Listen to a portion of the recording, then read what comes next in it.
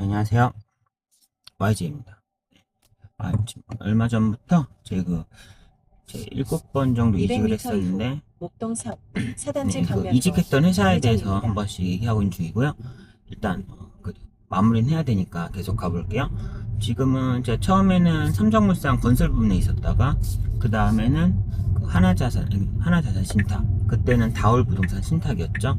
그게 있었다가, 잠시 후 그 목동 다음에는 4단지 방면으로 좌회전입니다. 우리 CS 자산운용에서 부동산 운용팀에서 부동산 운용 쪽 부동산 펀드 매니저를 했었고요.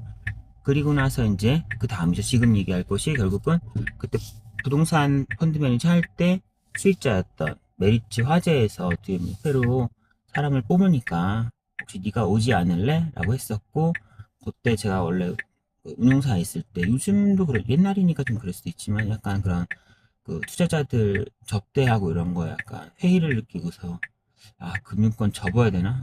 내 마음이 아니라 어쨌건 당연히 전 접대하는 사람이니까 접대 받는 사람에 맞춰서 하다 보니까 뭐 진짜 한 10명 중에 9명은 괜찮으신 분인데 가끔 한 명 있는 또라이 같은 사람들 비위 맞추다 보니까 못 해먹겠지 싶어, 못 해먹겠다 난 이런 거를 싶어서 사실은 그때 접을까 막 생각을 많이 했었고요. 그래서 근데 지금 생각해보면은 제가 너무 잘 간 것 같긴 해요. 그래서 다행히 접을라 그랬는데 메리츠화재에서 오퍼가 왔고, 메리츠화재는 어쨌거나 업계 그런 메리츠화재 투자 자산운용본부 쪽은 어쨌거나 보험료 받은 것들을 굴리는 돈을 투자하는 쪽이다 보니까 사실은 돈을 투자하는 쪽이 좀 갑이긴 하죠. 그래서 접대를 엄청나게 하진 않지만 접대를 받는 입장이고, 그렇다면 저 같은 경우는 뭐 접대하는 게 너무 싫었으니까 받는 것도 싫었거든요. 그래서 어차피 접대 받는 입장이면은 접대 안 받으면 되는 거죠. 제가 어차피 접대 받는 거 싫은데 뭐 있으면 그냥 점심 먹던지 뭐 업무 시간 외에는 하는 거 뭐 200m 싫어? 이후 약간 신호IC 이런 스타일로 양천구청 살 수도 있을 것 방면으로 같아서 우회전입니다. 사실은 한번 가봤어요. 한번 가봐야죠. 그래서 금융권을 떠나지 않아도 접대 안 하면서 안 받으면 살 수도 있겠다. 갑으로 가면 해서 메리츠화재 쪽으로 아주 흔쾌히 갔었고요. 뭐 가서는 일단 아까 잠깐 접대 얘기만 하면은 그 부분에 있어서 일단 그런 거 있었어요. 그러니까 완전히 쉽진 않았던 게, 그래서 그러니까 뭔가 투자를 하고 나면은 저희 회사랑 뭐 다양한 투자자들 LP들이 이제 크로징을 하고 나면 신호IC 요즘에는 안 방면으로 그러시지만 그때는 우회전입니다. 크로징하고 나면 항상 무슨 저녁 술자리 이런 게 항상 있었어요. 그러고서 거기서 술자리에서 1차에서 술을 마시고 또 뭔가 이제 사람들이 계속 2차, 3차로 계속 술자리를 이어가는 경우가 200m 있었는데, 이후 양화교 방면으로 저는 이제 좌회전입니다. 저는 아예 안 가겠습니다 이렇게 하기엔 아직 그때는 또 업계 막내였기도 하고 제 사수도 있고 이러니까 일단은 뭐 술자리까지는 그냥 술 먹는 것까지는 먹으면 되니까, 또 술 세거든요. 잠시 후 양화교 방면으로 술을 먹는 거는 좌회전입니다. 먹었고, 그리고 나서 이제 안 했던 거는 그래서 2차나 이런 거 갈 때 이제 어쨌거나 뭐 선택해서 예를 들어 그냥 단순히 소주랑 먹고 뭐 한다고 2차 가고, 또 내가 그러니까 싫어하는 좀 그런 데 간다고 해서 안 가고 선택적으로 가고 안 가고 하기에도 또 너무 또 그래서 그냥 일관 있게 그냥 와이프한테 잡혀 살아서 너무 늦게 가는 게 좀 와이프한테 혼나서 그냥 안 간다 식으로 해서 그냥 서부간선도로 방면으로 일관성 있게 안 가는 걸로 했어요. 안 그러면은 뭐 사람들이 그런 게 있어요. 사실은 뭔가 이렇게 우르르 그러니까 다들 갑이라고 하는 사람들도 뭐 그 당시엔 좀 다들 뭐 접대 받으러 우르르 가는데, 저는 서부간선도로 제 윤리적인 이유로 우회전입니다. 저만 안 가겠습니다 하는 순간, 이제 제가 그 말을 뱉는 순간 그러니까 그들이 모두 이제 약간 전 착한 놈, 그들은 다 나쁜 놈, 이렇게 제가 가만히 있었으면은 나쁜 놈 착한 놈 분류가 없었을 텐데, 제가 이렇게 하는 순간 모두가 좀 거북해지는 거죠. 모두가 이 새끼 지금 안 착하다 이거야? 그럼 난 나쁜 놈인가? 기분 나쁘다. 물론 업계 사람들이기 때문에 제 윗사람들도 아니어서 상관이 없을 수도 있지만, 그래도 사회의 조화를 위해서, 그러니까 굳이 남들을 뭐 디스하거나 이럴 필요는 없잖아요. 그래서 그냥 그때 그래서 한 게 이제 아까 말한 것처럼 약간 잡혀 산다 컨셉. 와이프한테 개 잡혀 살아서 저는 힘들다. 그런 약간 그 컨셉 좀 표현했어요. 그러니까 막 그런 거 일관성 있게 대신 해야죠. 일관성 있게. 뭐 내가 맛있는 거 먹으면은 또 그 컨셉과 상관없이 남고, 또 내가 싫은 데 가면은 갑자기 와이프는 잡혀 살고 이러면 또 일관성이 떨어지니까 그냥 일단 뭐 한 10시던 뭐 이제 어느 옛날에 코로나 이전이니까 그때는 10시, 11시가 거의 1차 끝날 때거든요. 그 정도에는 무조건 가는 컨셉으로 왜 가니? 하면 저 완전 잡혀 살아서요. 그런 느낌? 와이프 무서워요. 뭐 이런 걸로 해서 했더니 사람들 분위기가 그러니까 제가 그냥 제 개인적인 윤리적인 이유로 안 갑니다 있었을 때는 재수없다 이런 느낌 그럴 때 그런 것 같았는데, 제가 뭐 잡혀 산다 이런 거 했을 때는 불쌍하다 저 자식, 불쌍하다, 이모까지 내가 먹어줄게, 넌 진짜 불쌍하다, 뭐 그런 약간 느낌. 오히려 저 괜찮았어요. 오히려 저는 이제 그런 그 정도야 뭐 감내하면 되니까요. 그런 것도 있었고, 그러면서 이제 일단 그런 부분은 그래서 제일 큰 이슈는 해결했어요. 물론 약간 바보 같은 약간 이미지로 남는 게 조금 약간의 아쉬움은 있었지만 뭐 어땠어요. 뭐 이미지인데 뭐. 그렇다고 뭐 제가 바보가 되는 것도 아니고 그런 거 있었고, 그리고 나서는 이제 자기 할 일 했죠. 그래서 저녁에 일단 컨셉으로라도 저녁에는 뭔가 약속을 막 잡지 않게 돼야죠. 왜냐면 잡혀 사는 컨셉이어 놓고선 또 뭐 어디 가서 또 낼름낼름 또 술자리 가고 이러는 것도 또 웃기니까 일관성을 위해서 안 하면 그럼 뭐 해야 되나 했다가 그때 이제 공부를 좀 자기 개발을 많이 하기 시작했죠. 사실은 뭐 그런 것도 있어요. 공부가 약간 제가 청개구리 같은 그런 성격이기도 해서 사실은 그 생각을 했어요. 이제 앞으로 계속 이제 이런 금융권에 있어야 되는데 뭐랄까 인맥을 길러볼까? 그러니까 모두가 다 이제 인맥이 정답이다. 인맥의 강력함을 얘기하고, 저도 그때도 좀만 사람들 잘 알고 있으면은 내 레벨에서는 절대 해결하지 못할 일들이 인간관계가 좀만 되고 형님이나 누구는 좀만 더 잘 알고 있으면 다 해결이 돼요. 그래서 저도 누구한테 공부를 추천하실래요? 자기개발을 추천할래요? 인간관계를 추천하실래요? 하면 저도 인간관계를 일반적인 꽤 큰 정답이어서 충분히 추천할 것 같고, 근데 이제 저 같은 경우는 뭐 그런 생각을 했었어요. 그 당시에는 세상에 사람이 100명이고 예를 들어서 100명이고 어떤 뭐 성공이라는 그런 곳에 TO가 한 10개 자리 정도 있다고 하면은 인맥을 통해서 막 바락바락 하는 게 모두가 정답이라고 알고 있는 그 인맥에 대한 게, 예를 들어 성공이라 10자리 중에 9자리는 이제 그 인맥을 통해서 인맥만 하는 건 아니지만 인맥을 잘하고 사람 관계를 잘해야 되는 거고, 우리 그 100명 중에 한 95명 99명은 다 그 9개의 자리를 향해서 모두가 정답이라고 말하는 그 자리를 향해서 달리고 있는 것 같다라는 개인적인 추측이었고요. 그래도 좀 어느 정도 확률 높은 추측이라고 생각했어요. 그러면서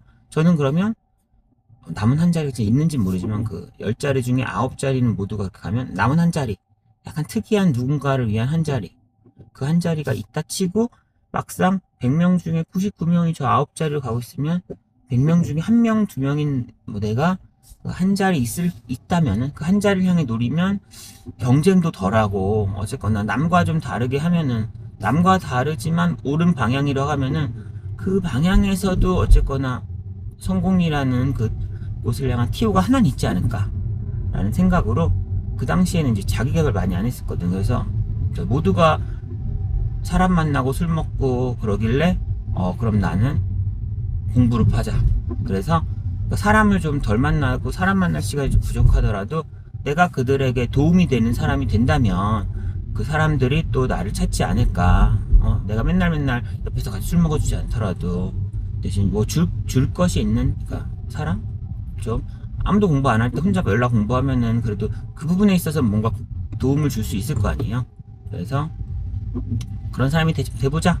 그리고 경쟁도 생각보다 덜 치열할 수도 있으니까, 이론적이긴 하지만, 그리고 누구한테 조언을 못하죠. 아닐 수도 있잖아요. 근데 내 인생이니까 내 생각에 맞는 것 같은데, 잘못되면 뭐 내 책임이고 잘 되면 내가 맞은 거니까 내 인생으로는 실험할 수가 있잖아요. 근데 남의 인생 가지고 내가 한번 해봐 이럴 수도 있을 것 같아. 근데 난 확인 안 해봐서 아닐 수도 있는데 그냥 뭐 해볼래? 이렇게 말하기에는 나중에 뭐 잘못되면은 제 탓할 거 아니에요. 막 엄청 뭐라 그럴 거 아니에요. 그리고 돌이킬 수도 없어서 그냥 제 실험할 게 있으면 제 인생 가지고 하는 게 맞는 것 같다고 생각하고요.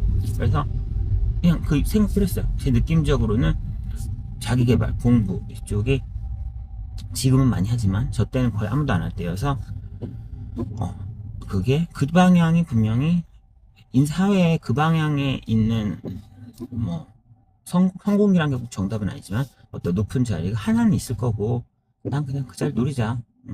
노려보자. 그래서 남들이 뭐라 해도 그래서 그때 이제 그렇게 생각을 했고 할 거면 이제 빡시게 해야 되는 거잖아요. 어설프게 뭐 공부라는 게 어설프게 뭐 꼭 자격증을 얘기한다면은 어설프게 약한 거 10개 따느니 개빡신 거 하나 따는 게 뭐 어쨌거나 의미가 있다고 생각을 했거든요. 그래서 뭐 그런 의미에서 개빡신 건 아니죠. 그래서 생각한 게 저는 자격증은 그냥 일단 빡신 게 뭐가 있을까 그냥 막연히 했을 때 변호사 로스쿨이겠죠. 변호사는. 그리고 CPA 회계사 그리고 안 해봐서 난이도 몰라요.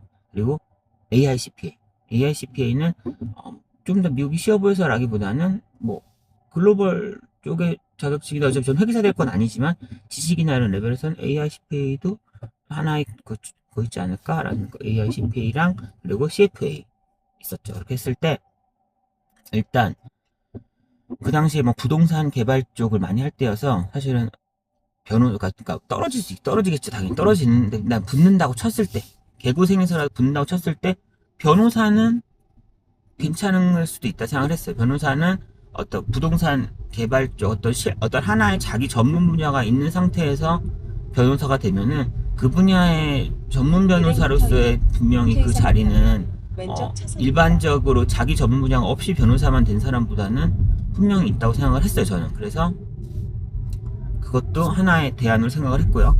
근데 결론은 근데 이제 회사 다니면서 할 거라서 로스쿨은 그 야간 로스쿨 이런 개념이 없더라고요. 뭐 회사 다니면서 하는 야간 로스쿨 있었으면은 변호사도 선택지가 됐을 텐데 일단 회사 때려치고 풀타임 로스쿨밖에 없어서 안 된다. 저 부자도 아니고 회사 때려치고서 그 연봉 다 포기하고서 할 만큼 제가 그렇게 베팅을 할 수 있는 그런 유혹한 상태는 아니었어가지고요. 로스쿨은 접었고 CPA, AICPA, CFA 했었고 일단 그 중에서 결국은 CFA를 한 거는 저는 그 사산용 쪽에 있었으니 사산용 본부 안에서 대체 투자에 있었고 제가 결국은 그 안에서 이제 부서장 그리고 CIO, Chief Investment Officer 그 임원, 투자 관련 임원이 되려면 결국은 주식 채권이라는 전통적 투자 자산이 사실은 50% 이상이니까 그 부분에 대한 이해가 경험이 있어야 그 뭐 부서장 임원으로 갈 수 있겠더라고요. 근데 CFA는 어쨌거나 전통적 투자에 좀 포커스된 대체 투자 내용 거의 없거든요. 그러면서도 좀 하이레벨 자격증이어서 그게 이제 저의 부족한 부분. 저는 대체 쪽은 뭐 실무나 다 이제 전문가다 보니까 전체라는 투자 전체 CIO가 되기 위한 전체 조각에 있어서 저는 주식 채권 뭐 파생 같은 전통적 투자에 대한 이론과 실무 두 부분이 매우 부족했고 실무는 어떻게 할 수가 없죠. 해보지 않는 일이니까. 그러면 이론이라도 일단 좀 그래도 뎁스 있는 어려운 자격증을 맺고자 해서 CFA를 선택을 하게 됐고요. 뭐 그러면서도 또 난이도 잘 몰랐지만 뭐 그런 거죠. 친구들, 주변 지인들한테 물어봤을 때 주변 지인들이 저 도시공학과였거든요. 도시과 전체 선배 중에 CFA 붙은 애가 한 명도 없나? 한 명인가? 어쨌든 한 명도 없으니까 너 안 될 거다. 그럼 못해? 불가능할걸? 그래서 약간 그런 불가능하다가 모두가 말리는 걸 들으면서 이거는 땄을 때 희소성이 있겠구나. 뭐 그런 느낌? 그리고 그때 아직 자신감 많을 때라서 난 천재인걸? 뭐 이런 생각 잠시 했어요. 근데 이제 교만한 생각이긴 했었는데 어쨌거나 전 제가 천재라고 생각했어가지고 모두가 100명이 다 떨어져도 나만 붙으면 되지 난 붙을 수 있어 라고 생각했고 한참 걸렸죠. 그리고 개고생을 했는데 어쨌거나 CFA라는 선택지는 그 제 업종 안에 계속 있으면서 레벨업 하는 데는 좋은 선택이었다고 생각을 해요. 딱 어떻게 보면 딱 맞는 조가 저한테 딱 부족한 부분을 채워주는 조각이었다고 생각을 하고요. 그래서 했고, LP에 있으니까 저는 공부할 시간도 많아서 되게 좋았어요. 그래서 대체 투자 쪽 어쨌거나 이런저런 공부도 많이 했고, 그때 이제 추가적으로 CCIM이라는 그 잠시 후 미국 사업용 영대로 부동산 이길 투자 분석사 우회전입니다. 뭐 그런 한글 해석을 쓰는데, CCIM도 그때 사실은 땄었고, 그러면서 CFA 레벨, 사실 그때 제 자만이 약간 천재인줄 알 때라서 CFA 레벨 1이랑 CCIM을 동시에 준비했다가 한 해에 전 붙을 줄 알았는데 제가 천재가 아니더라고요. CCIM은 그 해에 붙었고 CFA 레벨 1은 그 해에 떨어졌죠. 그래서 그 다음 해에 CFA만 1년 동안 뭐 풀 이어로 공부를 해서 이제 레벨 1을 메리츠와 제이스 때 붙었어요. 네. 그랬고 저 메리츠와 제이스 때는 재밌었어요. 전반적으로 뭔가 공부할 수 잠시 있고 후 어떤 뭔가 좌회전입니다. 좀 충분한 시간을 제공받을 수 있어서 여유로워서 좋았었던 것 같아요. 약간 그런 LP라는 위치가 뭔가 잠시 후 좌회전입니다.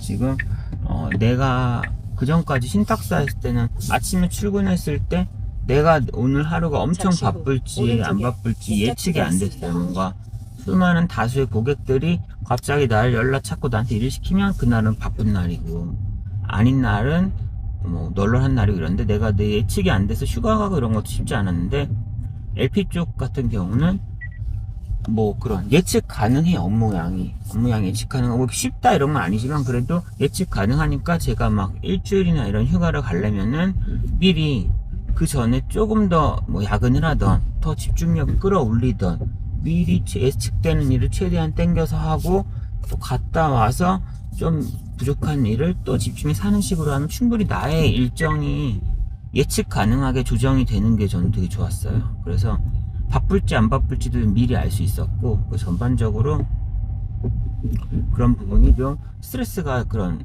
나도 모르게 오늘 너무 바쁘면 너무 스트레스였는데 그렇지 않은 게 되게 장점이었던 것 같고요. 네.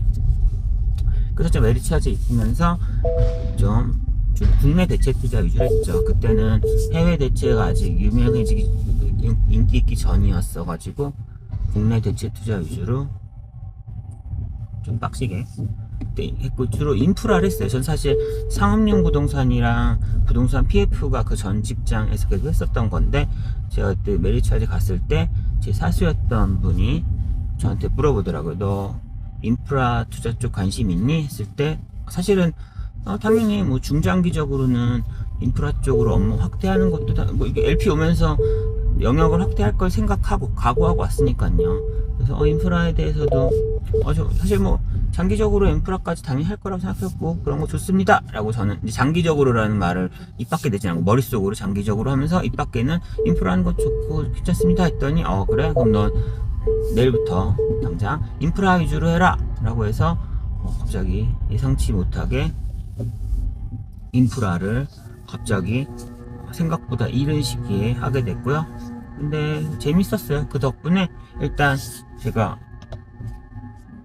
업무 영역을 확대하는 거에 대해서 뭐 그때도 아직 어릴 때였는데도 벌써 새로운 거 하기 싫고 막 기존에 하던 것만 그냥 더 파고 싶고 이런 마음이 되게 있었었는데, 일단 강제로라도 업무 영역이 확 넓혀지게 되면서 어쨌거나 뭐 어쩔 수 없는 거잖아요. 그래서 결국 해야 됐고 했는데, 그 과정에서 괜찮은 것 같아요. 벌써 그 어린 나이에 벌써 막 머리가 굳어가지고 나는 하던 것만 할 거야 이런 상태로 있는 것보다는 뭐 강제로긴 하지만 유연성 있게 어쨌거나 업무 영역이 확대되면서, 그 이후에 그 덕분에 그 이후에도 제 업무 영역을 넓히는 이런 선택을 할 때 좀 쉬웠던 것 같아요. 한번 해보니까. 네, 그래서 그때 그 사수님이 저한테 제 미래를 강제로 정해줬던, 미래보다는 당장에 뭐 할 거 정해준 거는 그땐 사실은 좀 뭐야 나도 좀 하던 거 해서 좀 편하게 살고 싶고, 이거 새로운 거 배우고 또 머리 아프잖아요 싶어서 좀 별로였는데, 결과적으로는 그런 새로운 거에 대한 접근을 한다라는 개념 자체는 매우 좋은 것 같아요. 그게 아주 지금도 그때 그런 게 큰 도움이 됐어요, 솔직히. 예. 그렇고요. 그래서 그때 인프라 쪽, 그래서 그때 국내 인프라 많이 했죠. 국내 인프라니까 그때 그 유명할 때여서 2009년부터 14년 뭐 이럴 때여가지고 국내 이제 민간 투자 사업에서 뭐 BTL, BTO 뭐 이런 것들, 그런 거, 그리고 발전소들, 가스 발전소 이런 것들 많이 했었고요. 그때가 한참 그 산업은행이 한참 주선해서 국내 인프라 산업을 많이 했던 때고, 그때는 되게 좀 어떻게 보면 좀 많이 안전?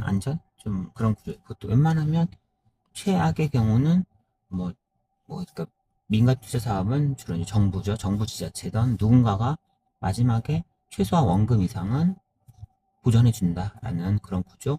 발전소 같은 경우도 웬만하면 거기는 정부는 아니죠. 발전소는 뭐 시공사가 그때 아마 그래도 등급이 높은 뭐 싱글 A, 더블 A 마이너 정도의 그 시공사 중 하나가 어쨌거나 뭔가 자금 보충을 하다 뭔가 퍼포먼스를 마지막에 좀 메꿔준다. 그런, 그러니까 그 녀석만 망하지 않으면 어쨌거나 이제 어느 바닥 이하로 퍼포먼스가 내려가진 않는 그런 좀 안전한, 약간 좀 심적으로 안전한 그런 투자건들이 많았고요. 그래서 어떻게 보면 되게 보수적이었죠. PF도 그때는 사업성 하나도 안 보고 그냥, PF도 사업성보다는 그냥 시공사 등급 보고 했어요, 그때. 그래가지고 그때는 시공사도 더블 A 마이너 시공사 거 위주로밖에 안 했고, 싱글 A 플러스인 시공사 같은 경우는 선별적 해서 뭐 그 정도의 애가 거의 크레딧 신용 뭐 자금 보충도 아니고 채무 인수 뭐 이런 강한 보증이 있는 그런 녀석 위주로 어떻게 했었어요. 그러니까 어떻게 보면은 기업 금융이죠, 그 당시에는. 사실 PF가 아니라. 그리고 인프라도 그렇게 했고, 근데 이제 제가 막판쯤 갔을 때가 그때 이제 국민은행이나 이런 은행들이 산업은행의 그 주성기관 자리를 뺏으면서 세상의 딜들을 이제 더 리스키하게 그 딜을 가져온 거죠.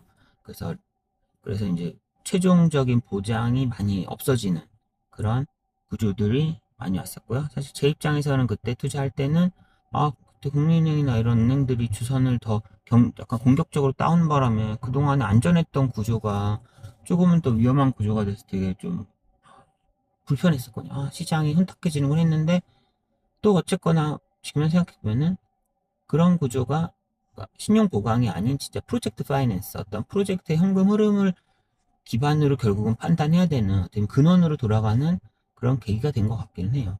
심적으로는 불편했지만 또 어쩔 수 없이 그거에 적응하다 보니까 진정한 프로젝트 파이낸스, 콜포레이트 파이낸스가 아닌 프로젝트 파이낸스에 내가 좀 더 또 본의 아니게 강제로 또 거기에 더 경력을 쌓을 수 있어서 결과적으로는 좋았던 것 같아요. 네, 그렇고요. 어쨌거나 여기서 메리츠까지 좀 마무리하려고 하고요.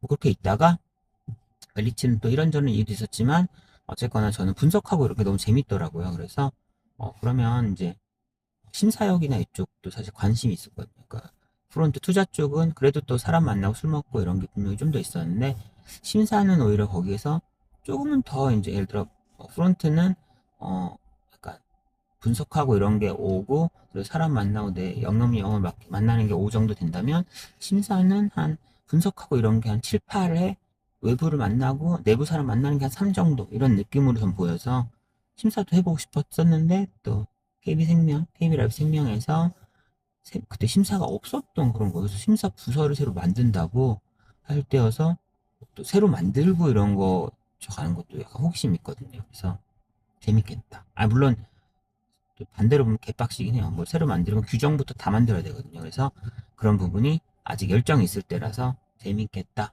생각을 해서 지원을 하게 됐고요. 그러면서 이제 다음 회사 얘기는 다음 시간에 해보도록 하겠습니다. 네, 일단 오늘 여기까지가 다음에 봬요. 안녕.